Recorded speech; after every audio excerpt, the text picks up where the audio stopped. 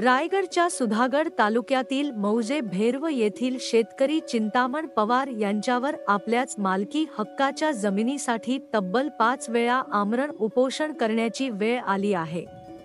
शेतकरी पवार यांनी सोमवारपासून पाली सुधागड तहसील कार्यालयाच्या आवारात आमरण उपोषण सुरू केले आहे। जीव गेला तरी मागे हटणार नाही असा इशारा शेतकरी चिंतामण पवार यांनी दिलाय।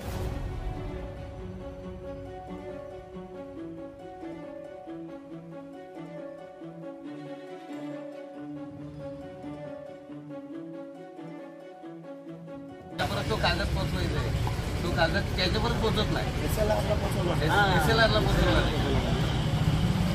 टीएलआरचा कागद एसएलआर कडे गेला पाहिजे, पण तो एसएलआर कडे न जाता कलेक्टर ऑफिसला चाललाय।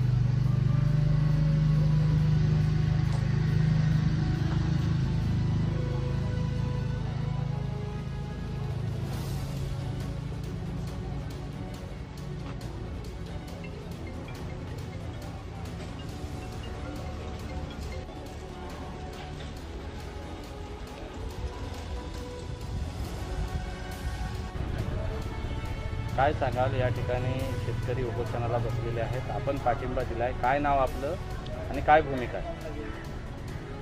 सुधागड तालुक्यातील पीडित शेतकरी चिंतामण शंकर पवार हे कालपासून 9 तारखेपासून उपोषणास बसलेले आहेत। तरी त्यांच्या या उपोषणासाठी माझं नाव स्वप्नील अनंत गायकवाड, वंचित बहुजन आघाडी सुधागड तालुका अध्यक्ष या माझ्या सर्व कमिटीच्या वतीने आम्ही यांच्या उपोषणाला पाठिंबा दिलेला आहे। गेली 4 वेळेस शेतकरी उपोषणात बसला असून देखील या प्रशासनाने कोणत्याही प्रकारचा न्याय त्यांना दिलेला नाही आहे। त्यांच्या मागण्या अशा प्रकारे आहेत की ज्या अधिकाऱ्यांनी क्रप्रत बनवलेली आहे त्या क्रप्रत बनवल्यामुळे त्यांच्या जागेमध्ये अतिक्रमण क्षेत्र झालेलं आहे। आज जर त्या अधिकाऱ्यांनी क्रप्रत बनवली नसती तर त्या जागेमध्ये एनए प्लॉट झाले नसते। आज शेतकरी गेली अनेक वर्ष या शासनासमोर न्याय मागत आहे, त्याच्या जागेमध्ये अतिक्रमण झालेलं आहे। हे शासन त्या बिल्डरवरती त्यांचा वरद हस्त आहे। हे प्रशासन या पीडित शेतकऱ्याला कुठल्याही पद्धतीला न्याय देत नाही आहे। त्यामुळे आम्ही वंचित बहुजन आघाडीच्या वतीने या शेतकऱ्याच्या पाठीशी आहोत। तसेच शेतकऱ्याची मनस्थिती आत्ताच्या परिस्थितीमध्ये अशी आहे की या शासनाने या शेतकऱ्याला पूर्ण आत्मदहन करण्यापर्यंत त्या व्यक्तीची आज मानसिकता बनलेली आहे। गेली अनेक वर्ष ते या ठिकाणी उपोषण करत आहेत, परंतु कोणत्याही प्रकारचा त्यांना न्याय मिळत नाही। आम्ही जर या प्रशासनाने त्यांना न्याय दिला नाही तर आम्ही वंचित बहुजन आघाडीच्या वतीने तीव्र आंदोलन छेडू आणि या शेतकऱ्याच्या बरोबर राहू।